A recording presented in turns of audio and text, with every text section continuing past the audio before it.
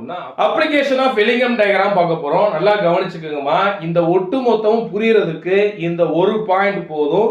இந்த பாயிண்ட வச்சே நீங்க பின்னாடி இருக்கக்கூடிய ரெண்டு கிராஃப், இது ஒரு கிராஃப், இன்னொரு கிராஃப் இருக்கு, அதை நீங்க ஈஸியா புரிஞ்சுக்க முடியும். அதனால கவனமா கவனிங்க.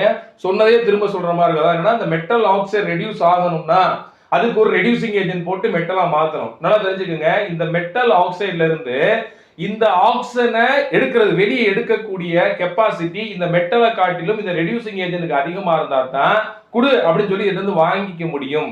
அதாவது பறிச்சுக்க முடியும். இது பறிச்சுக்கிட்டு இவன் தனியா வர முடியும், மெட்டல் தனியா வர முடியும். ஆனா இவருக்கு ஸ்ட்ரென்த் ரொம்ப கம்மியா இருக்கு, இவங்க தான் மோர் ஸ்டேபிள் அப்படின்னா நீங்க தலைகீழா நின்னாலும் இந்த மெட்டல் ஆக்சைடை நீங்க மெட்டலா ரெடியூஸ் பண்ண முடியாது.